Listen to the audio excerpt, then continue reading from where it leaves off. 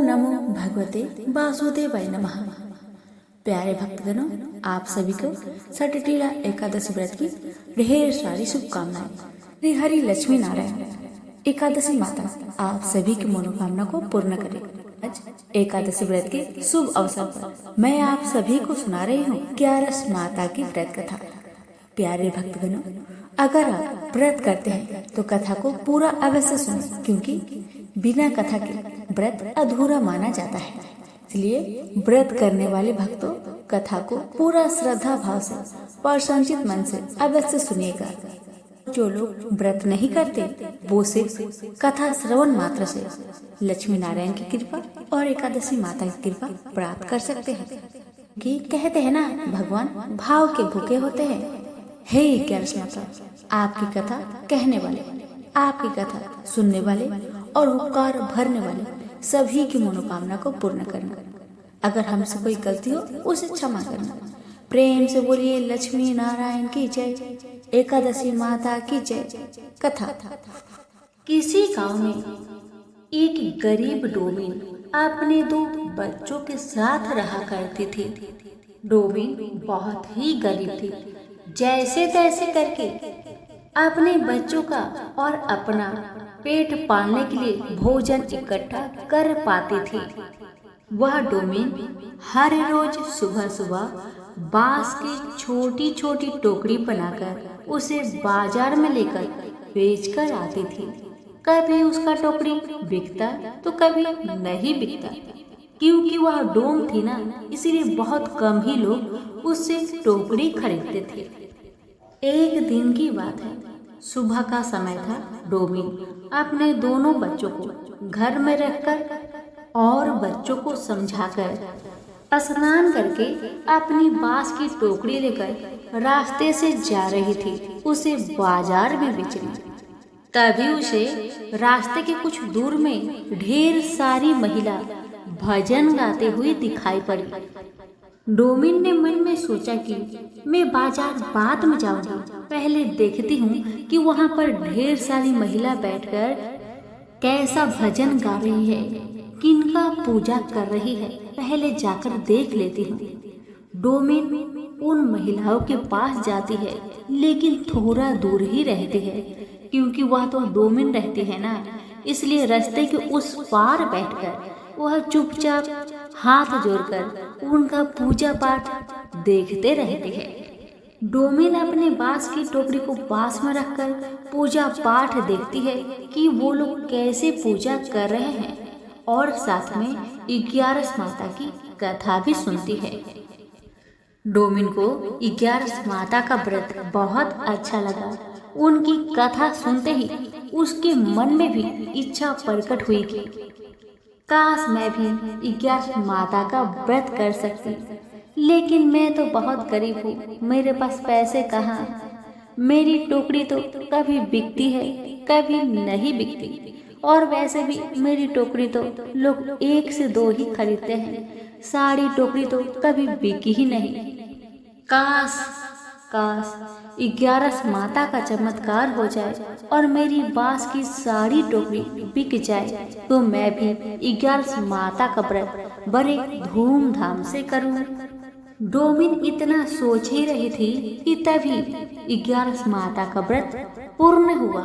सभी महिला प्रसाद बांटने लगी। तभी सारी महिला में से एक महिला का नजर डोमिन पे पड़ा, तो उस महिला ने डोमिन को भी थोड़ा सा प्रसाद दे दिया। डोमिन ने थोड़ा सा प्रसाद 11 माता का नाम लेकर खाया और थोड़ा प्रसाद अपने बच्चों के लिए बचा लिया। अब डोमिन ने सोचा, चलो बहुत लेट हो चुकी है, अब मैं अपने घर को जाती हूँ। कल बांस की टोकरी बेच आऊंगी और मेरे बच्चों के खाने का व्यवस्था तो हो गया, माता का प्रसाद तो है, मेरे बच्चे खा लेंगे। जैसे ही डोमिन अपनी टोकरी लेकर अपने घर की तरफ चलने लगती है, तभी जितने महिला ने 11 माता का व्रत किया था, सभी महिला ने उस डोमिन को पुकारा, ओ बहन सुनती हो, ये बांस की टोकरी कितने रुपये करके दिया है तुमने? हमें भी 2 बांस की टोकरी, हमें भी चाहिए। इतना कहकर सारी महिला मिलकर डोमिन की सारी टोकरी खरीद ली। अब तो डोमिन मन ही मन में बहुत खुश हुई। उसने 11 माता का चमत्कार देख लिया था। अब डोमिन से रहा नहीं गया। डोमिन ने सारी बहनों से कहा, बहन ओ बहन, मैं भी 11 माता का व्रत करना चाहती हूँ। क्या तुम लोग मुझे 11 माता की व्रत विधि बता दोगी? सिर्फ एक बार आप सभी बहनें हमारे घर आकर मुझे 11 माता की व्रत विधि बता दीजिएगा और 11 माता की कथा भी सुना दीजिएगा। उसके बाद से मैं खुद ही 11 माता की व्रत करने लगूंगी। बस एक बार हमारे घर में आकर आप लोग मुझे दिखा दीजिएगा। तभी सारी बहनों ने मिलकर कहा, ठीक है, हम अगली 11 के दिन तुम्हारे घर पर ही 11 माता का व्रत करेंगे, ठीक है। अब तो डोमिन बहुत खुशी मन से सारे पैसे को लेकर अपने घर को गई और अपने बच्चे को 11 माता का प्रसाद खिलाया। अब दिन इसी तरह निकलते गए। अब अगली 11 आई तो डोमिन अपने घर की साफ सफाई बहुत अच्छे से करती है और 11 माता की पूजन सामग्री, फल सारे को इकट्ठा करके रख लेती है, जैसे बहनों ने बताया था। अब अगला 11 आया तो बहनों में से एक बहना थी जिसे सभी गुरु बहना कहते थे। गुरु बहना सभी बहनों के घर जा जाकर बोली, बहन चलो, आज 11 माता का व्रत है, आज डोमिन के घर में हम लोग व्रत करेंगे और डोमिन को भी विधि बतला देंगे, चलो चलो जल्दी चलो। तो सारी बहनों ने कहा, छी, हम उस डोमिन के घर जाएंगे, उस डोमिन के घर में 11 माता का व्रत करेंगे और उससे पूजन विधि बताएंगे। कतई नहीं, आप ही जाइए उसके घर, हम तो नहीं जाने वाले। अब तो बहनों की बात सुनकर गुरु बहिना को थोड़ा दुख लगा। उसने सोचा, जब ये बहनें नहीं जा रहे हैं तो मैं अकेले जाकर क्या कर लूंगी। ये सोचकर गुरु बहिना भी डोमिन के घर में नहीं जाती है। ये सब कांड को 11 माता देख रही थी।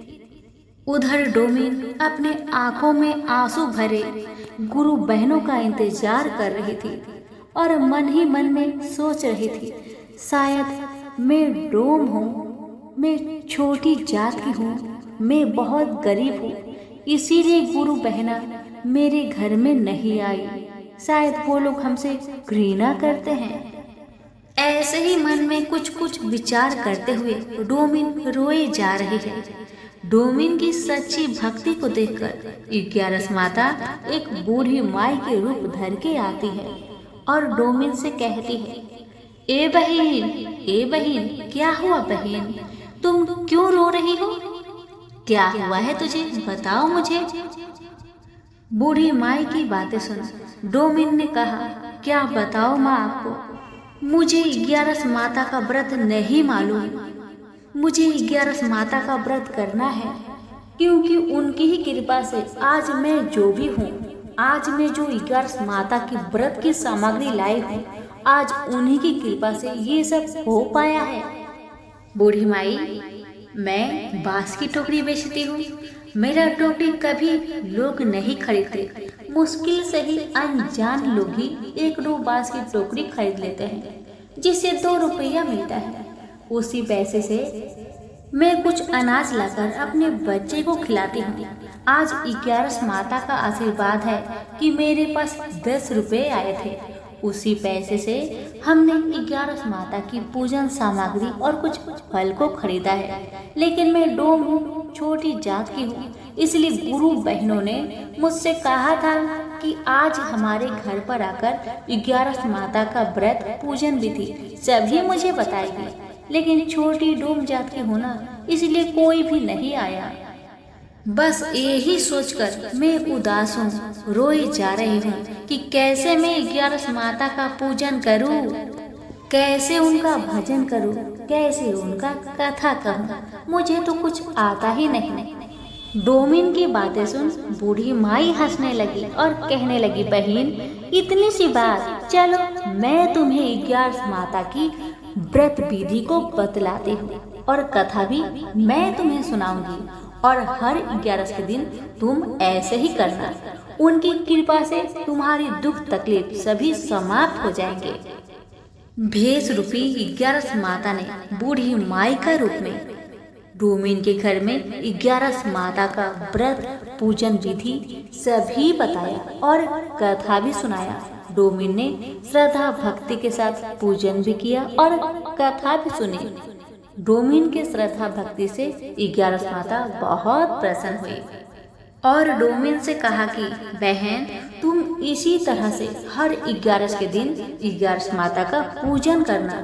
इससे तुम्हारे सारे कष्ट समाप्त हो जाएंगे और घर में अन्न धन के भंडार भर जाएंगे।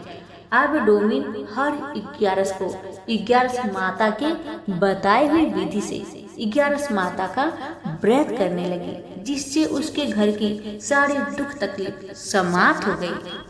और उधर सारी गुरु बहनों ने, जिन्होंने कहा था कि डोमिन के घर में आकर 11 माता का पूजन विधि और कथा सभी कुछ बता देगी, जिन्होंने आया नहीं उस पर 11 माता का कोप हुआ। उन गुरु बहनों के घर के सारे अन्न सारे धन जलकर नष्ट हो गए। सभी गुरु बहिना बहुत परेशान हो गई थी। तभी 11 माता बूढ़ी माई की रूप धारण करके गुरु बहनों के घर जाती है और कहती है, बहन कुछ दे दो मुझे बहुत जोर से भूख लगी है, मुझे थोड़ा भोजन करा दो। तभी गुरु बहिना आकर बूढ़ी माई से कहती है, माँ, ओ माँ, मैं आपको क्या दूं? मेरे घर के सारे अन्न और सारे धन पता नहीं क्यों जलकर नष्ट हो गया माँ। पता नहीं हमसे कौन सा ऐसा भूल हुआ जिसके कारण हमें यह दिन देखना पड़ रहा है। तभी बूढ़ी माई ने कहा, बहन तुम याद करो, तुमने किसी को कहा था 11 माता की व्रत विधि बतलाने के बारे में, और क्या तुम लोगों ने बतलाया था? तब गुरु बहिना ने कहा, ना माँ ना, हमने नहीं बताया था। तब बूढ़ी माई कहने लगी, ये सब तो 11 माता का कोप हुआ है तुम पर। अब तो सारी गुरु बहिना मिलकर बूढ़ी माई की पैर पकड़कर जोर जोर से रोने लगी और कहने लगी, बूढ़ी माई हमसे गलती हो गई है, हम अब क्या करें ताकि 11 माता का कोप हमसे हट जाए, 11 माता हम पर प्रसन्न हो जाए। कुछ उपाय तो आप बताइए माँ, कुछ उपाय बताइए। तभी बूढ़ी माई कहने लगी, तुम सभी गुरु बहिना जाकर उस डोमिन से माफी मांगो। अगर डोमिन ने तुम्हें माफ कर दिया तो समझो 11 माता भी तुम्हें माफ कर दिया। सारी गुरु बहिना दौड़ी दौड़ी डोमिन के घर गई और डोमिन से सभी गुरु बहिना पैर पकड़कर माफी मांगने लगी। डोमिन ने सारी गुरु बहिना को माफ कर दिया और डोमिन ने हाथ जोड़कर 11 माता से प्रार्थना किया, हे माता, इन गुरु बहिना का सारे तकलीफ को आप दूर कर दीजिए। 11 माता की कृपा से सारी गुरु बहिना का भी दुख तकलीफ दूर हो गया और 11 माता के व्रत के प्रभाव से डोमिन के घर महल में बदल गया और उसके घर में अन्न धन के भंडार भर गए। अब तो डोमिन हर 11 को 11 माता का व्रत विधि पूर्वक करने लगी और मोहल्ले भर में प्रसाद बांटने लगी। तो प्रेम से बोलिए 11 माता की जय हो। सतयुग में मूर नाम का एक दैत्य उत्पन्न हुआ। वह बड़ा बलवान और भयानक था।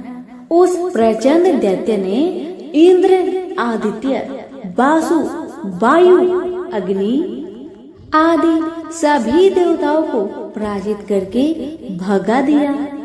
तब इंद्र सहित सभी देवताओं ने भयभीत होकर भगवान शिव से सारा वृत्तांत कह सुनाया और बोले कि हे कैलाशपति, मूढ़ दैत्य से भयभीत होकर सब देवता मृत्यु लोक में फिर रहे हैं।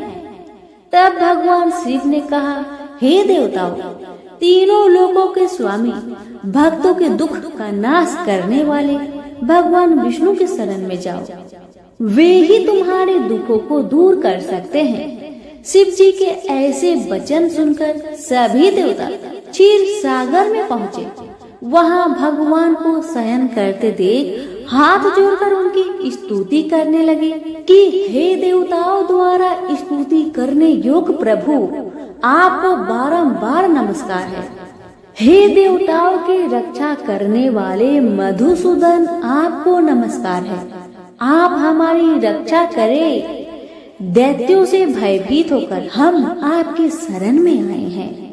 आप इस संसार के कर्ता, माता पिता, उत्पत्ति और पालन करता और संहार करने वाले हैं। सबको शांति प्रदान करने वाले हैं। आकाश और पाताल भी आप ही है। सबके पितामह ब्रह्मा, सूर्य, चंद्र, अग्नि, सामग्री, होम, आहुति, मंत्र, तंत्र, जप, यजमान, यज्ञ, कर्म कर्ता और भोक्ता आप ही हैं। आप सर्वव्यापक है। आपके सिवा तीनों लोकों में चर तथा अचर कुछ भी नहीं है। हे भगवान, दैत्यों ने हमको जीतकर स्वर्ग से भ्रष्ट कर दिया है और हम सब देवता इधर उधर भागे फिर रहे हैं। आप उन दैत्यों से हम सबकी रक्षा करें। इंद्र के ऐसे वचन सुनकर भगवान विष्णु कहने लगे कि हे इंद्र, ऐसा मायावी दैत्य कौन है जिसने सब देवताओं को जीत लिया है? उसका नाम क्या है? उसमें कितना बल है और किसके आश्रय में है तथा उसका स्थान कहाँ पर है? यह सब मुझसे कहो। भगवान के ऐसे वचन सुनकर इंद्र बोले, भगवान, प्राचीन समय में एक नारी जंघ नामक राक्षस था। उसके महापराक्रमी और लोक विख्यात मूर नाम का एक पुत्र था। उसकी चंद्रावती नाम की नगरी है। उसी ने सब देवताओं को स्वर्ग से निकालकर वहाँ अपना अधिकार जमा लिया है। उसने इंद्र, अग्नि, वरुण, यम, वायु, यश, चंद्रमा, नैऋत्य आदि सबके स्थान पर अधिकार कर लिया है। सूर्य बनकर स्वयं ही प्रकाश करता है, स्वयं ही मेघ बन बैठा है और सबसे अजय है। हे असुर निकंदन, उस दुष्ट को मारकर देवताओं को अजय बनाइए। यह वचन सुनकर भगवान ने कहा, हे देवताओं, मैं शीघ्र ही उसका संहार करूंगा। तुम चंद्रावती नगरी जाओ। इस प्रकार कहकर भगवान सहित सभी देवताओं ने चंद्रावती नगरी की ओर प्रस्थान किया। उस समय जब दैत्य मूर सेना सहित युद्ध भूमि में गरज रहा था, उसकी भयानक गर्जना सुनकर सभी देवता भय के मारे चारों दिशाओं में भागने लगे। जब स्वयं भगवान रणभूमि में आए तो दैत्य उन पर भी अस्त्र शस्त्र आयुध लेकर दौड़े। भगवान ने उन्हें सर्प के समान अपने बाणों से बीध डाला।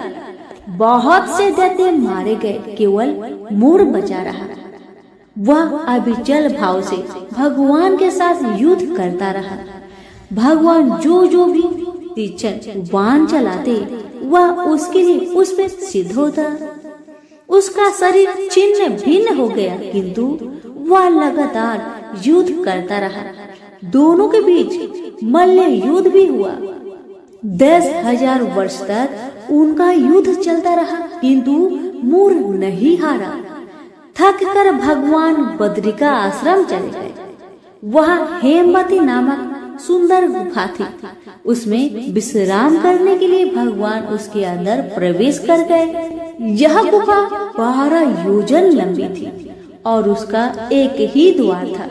विष्णु भगवान वहाँ योग निद्रा की गोद में सो गए। मूर भी पीछे पीछे वहाँ तक आ गया और भगवान को सोया देखकर मारने को उद्धत हुआ। तभी भगवान के शरीर से उज्जवल कांतिमयी रूप वाली देवी प्रकट हुई। देवी ने राक्षस मूर को ललकार कर युद्ध किया और उसे तत्काल मौत के घाट उतार दिया। श्री हरि जब योग निद्रा की गोद से उठे तो सब बातों को जानकर उस देवी से कहा कि आपका जन्म एकादशी के दिन हुआ है, अतः आप 11 माता के नाम से पूजी जाएंगी और आपके भक्त वही होंगे जो मेरे भक्त होंगे। और हर एकादशी के दिन जो भी भक्त मेरी पूजा के साथ साथ आपकी भी पूजा करेगा और कथा को श्रद्धा पूर्वक श्रवण करेगा, उसके सारे दुख तकलीफ समाप्त हो जाएगी। सभी प्रेम से बोलिए विष्णु भगवान की जय हो, 11 माता की जय हो।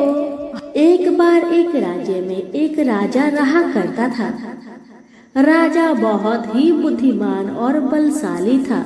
राजा सदैव अपनी प्रजा का बहुत अच्छे से ध्यान रखता था।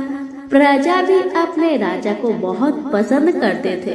राजा की 2 बेटियां थी। राजा अपनी दोनों बेटियों से बहुत प्रेम करता था। राजा की छोटी बेटी देखने में बहुत सुंदर और आकर्षक थी और राजा की बड़ी बेटी छोटी बेटी के मुकाबले थोड़ा कम सुंदर थी। राजा की छोटी बेटी 11 माता का पूजा किया करती थी और सभी लोग राजा की छोटी बेटी से बहुत प्रेम करते थे और बहुत प्रशंसा किया करते थे। राजा भी अपनी छोटी बेटी को बड़ी बेटी से अधिक प्रेम करता था, जिस कारण राजा की बड़ी बेटी को अपनी छोटी बहन से बहुत नफरत होने लगा। राजा की दोनों बेटियां जब बड़ी हो गई, तब एक पड़ोस राज्य में रहने वाला राजकुमार राजा की बड़ी बेटी के लिए रिश्ता लेकर आया। लेकिन जैसे ही उस राजकुमार की नजर राजा की छोटी बेटी पर पड़ी, तो वह राजकुमार राजा की छोटी बेटी पर आकर्षक हो गया और उसे पहली नजर में ही उससे प्रेम हो गया। उस राजकुमार ने राजा की बड़ी बेटी के साथ विवाह करने के लिए मना कर दिया और उसने राजा से कहा कि मैं आपकी छोटी बेटी से विवाह करना चाहता हूँ। इसके बाद राजा की बड़ी बेटी यह देखकर अपनी छोटी बहन से बहुत क्रोधित हो गई और राजा की बड़ी बेटी ने अपनी छोटी बहन को अपना सबसे बड़ा दुश्मन मान लिया। राजा की बड़ी बेटी ने अपनी छोटी बहन से बदला लेने का निर्णय लिया, जिसके लिए उसने अपनी छोटी बहन को जान से मारने का प्लान बनाया। राजा की बड़ी बेटी ने अपनी छोटी बहन को मारने के लिए सबसे पहले एक लड्डू में जहर मिलाकर उसने अपनी छोटी बहन को दे दिया और उसको लड्डू खाने के लिए कहा। छोटी बहन ने लड्डू खा भी लिया, लेकिन चमत्कार देखिए, 11 माता की कृपा से छोटी बहन का एक बाल भी बाका न हुआ। बड़ी बहन यह देखकर बहुत आश्चर्यचकित में पड़ गई, लेकिन बड़ी बहन ने हार नहीं मानी। उसने सोचा अब की बार मेरी बहना बच गई, लेकिन अगली बार नहीं बचेगी। बड़ी बहन ने जब छोटी बहन रात में अपने कमरे में सो रही थी, तब उसने एक मटके में सांप रखकर उसे कमरे में छोड़ दिया। 11 माता के चमत्कार से, उनकी कृपा से छोटी बहन को कुछ नहीं हुआ। जब बड़ी बहन ने देखा कि मेरी छोटी बहन सही सलामत है, तो उसने फिर एक चाल चली। उसने अपनी बड़ी बहन को कहा कि चलो कुएं से पानी भर के लाते हैं। अब तो दोनों बहन मिलकर कुएं के पास जाते हैं। बड़ी बहन ने कहा, बहन तुम कुएं के पास चलो, पानी निकालो। जैसे ही बहन कुएं के पास गई, बड़ी बहन ने छोटी बहन को कुएं में ढकेल दिया। लेकिन 11 माता का लीला देखिए, तभी छोटी बहन को कुछ भी नहीं हुआ। बड़ी बहन बार बार असफल होती रही, क्योंकि 11 माता छोटी बहन की रक्षा कर रही थी। तो बड़ी बहन का हर प्रयास असफल हो रहा था, इसलिए बड़ी बहन बहुत क्रोधित होती जा रही थी। फिर उसने अपनी छोटी बहन के पास जाकर उससे खुद पूछा कि मेरी छोटी बहन, तुमको पता है भगवान ने सबकी मृत्यु एक निश्चित समय पर लिखी हुई है, और कैसे तुम्हारी मृत्यु होगी क्या तुम जानती हो? तब छोटी बहन ने अपनी बड़ी बहन को बताया कि हाँ, मैं तो जानती हूँ मेरी मृत्यु कैसे होगी। छोटी बहन से यह सुनकर बड़ी बहन मन ही मन बहुत प्रसन्न होने लगी और उसने अपनी छोटी बहन से कहा कि तुम मुझे अपनी मृत्यु की राज बताओ। छोटी बहन तो दिल की बहुत अच्छी थी। उसने अपनी मृत्यु का सारा कारण अपनी बहन को बताना शुरू किया कि मेरी मृत्यु तो एक तोते में है। जो तोते के गले में एक हार है, उससे मेरी मृत्यु होगी। अब तक कोई भी व्यक्ति तोते को मारकर वह हार अपने गले में पहनेगा तो मैं मूर्छित हो जाऊंगी, और जैसे ही उस हार को अपने गले से उतारेगा मैं वापस से जीवित हो जाऊंगी। अपनी छोटी बहन की मृत्यु की राज जानकर बड़ी बहन बहुत ही खुश हो गई और उसने अपनी छोटी बहन को मारने के लिए उसके पालतू तोते को ढूंढना शुरू कर दिया।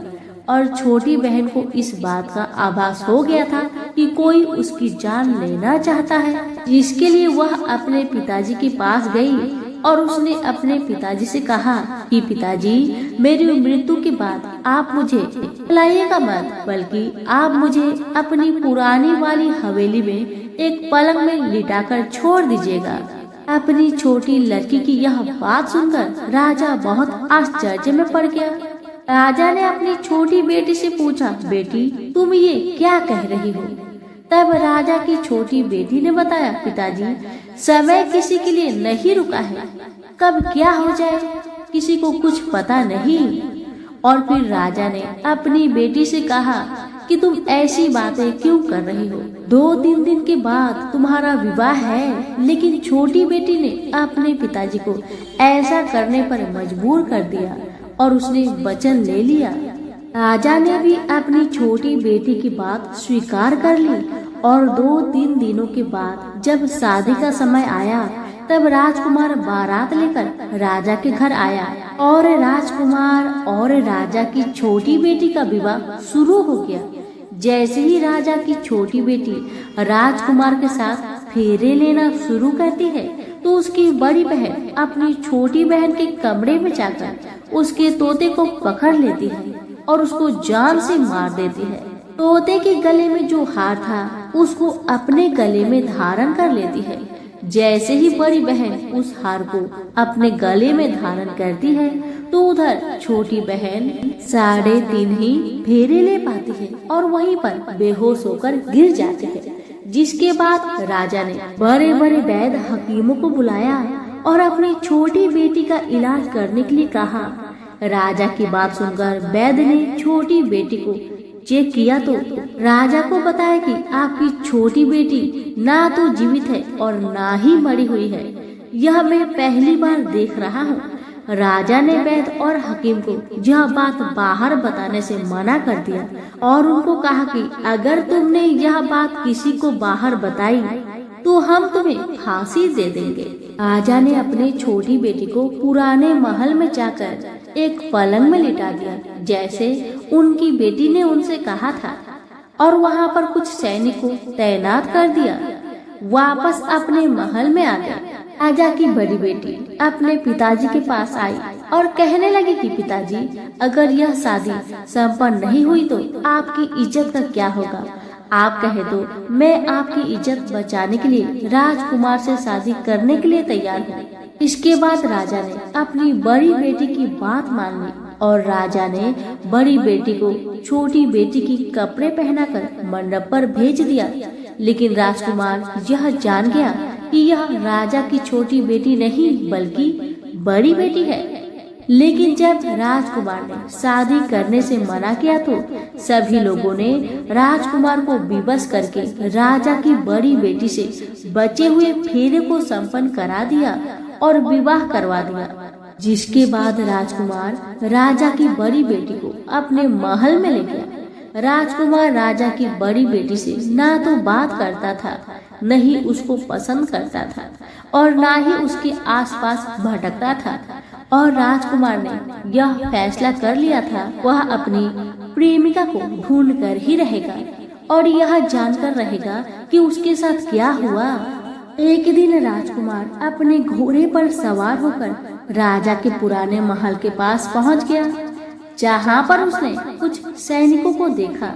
महल के पास पहुंचकर राजकुमार ने जब महल को ध्यान से देखा तो वह समझ गया कि यह तो हमारे ससुर जी का महल है। अब राजकुमार ने सैनिकों से पूछा, तुम लोग यहाँ क्या कर रहे हो और इस महल के अंदर उस पलंग में कौन लेटा है जिसके बाद सैनिकों ने बताया कि यहाँ पर राजा की छोटी बेटी लेटी है। यह सुनकर राजकुमार बहुत प्रसन्न हो गया और वह तुरंत अपनी प्रेमिका के पास पहुँच गया और उसकी सेवा करने लगा।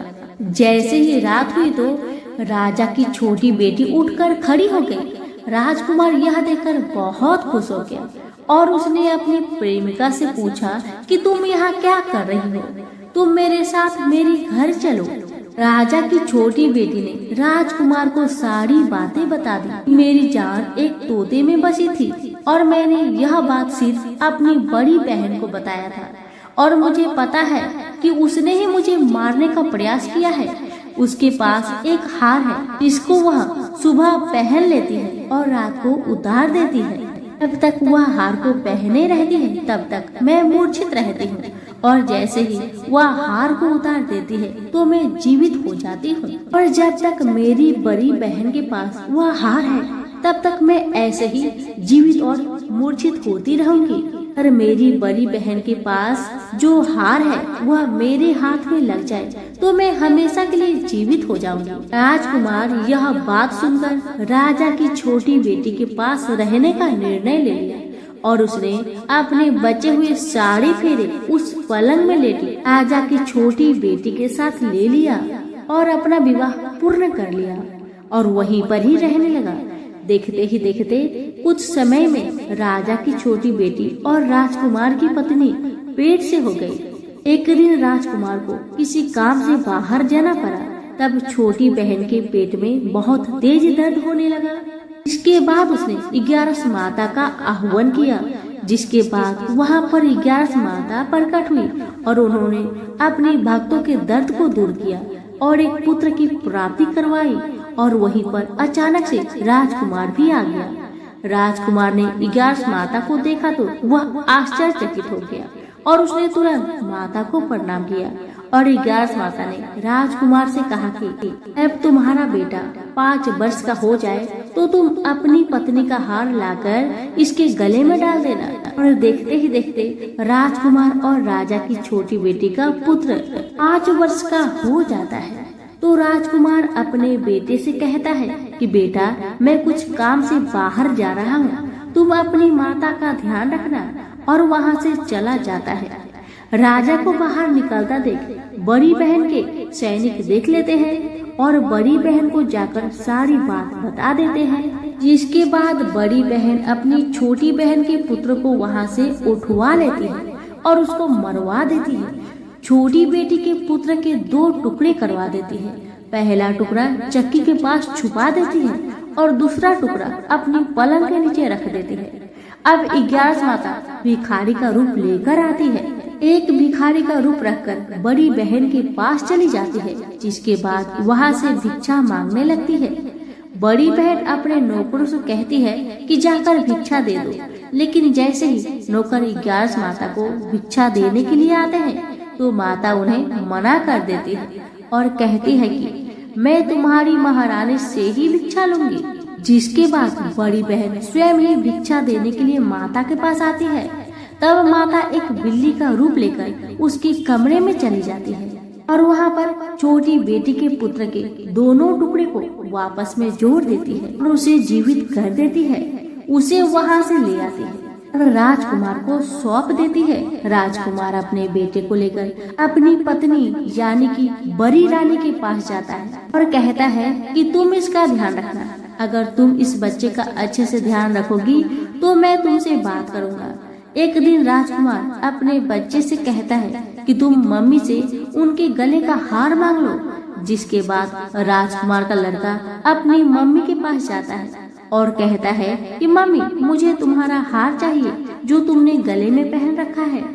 यह सुनकर पहले तो बड़ी बहन बहुत क्रोधित हुई, पर उसको याद आता है कि राजकुमार ने कहा था कि अगर मैं इस बच्चे का ध्यान अच्छे से रखूंगी तो वह मुझसे बात करेंगे। जिसके कारण वह हार को उस बच्चे को दे देती है और वह तुरंत हार को ले जाकर अपने पिताजी को दे देता है। और तभी राजकुमार ने अपने बेटे को लेकर वहाँ से जाने लगता है और अपनी पत्नी से कहता है, तुम हमारे लिए खाना बनाकर रखो, मैं शाम को आकर तुम्हारे साथ खाना खाऊंगा। और वह अपने बेटे को लेकर वहां से चला जाता है। जिसके बाद वह राजा के पास जाता है और उनको सारी कहानी बताने लगता है। राजा अपनी बड़ी बेटी की यह करतूत सुनकर बहुत क्रोधित होता है और अपने परवरिश पर ही दोष देने लगता है और राजकुमार को अपनी छोटी बेटी के साथ रहने के लिए आदेश देता है। कहते हैं कि जो भी भक्त 11 माता की व्रत श्रद्धा पूर्वक करता है, उनकी कथा का श्रवण करता है, उनकी सभी कष्टों का हरण खुद माँ करती है। हे 11 माता, जैसे आपने राजा की छोटी बेटी की रक्षा की, उसका पुत्र की रक्षा किया, वैसे ही इस कथा को सुनने वाले, कहने वाले, हुक्कारे भरने वाले सभी के परिवार पर अपनी कृपा सदा बनाए रखना। तो सभी मिलकर बोले 11 माता की जय।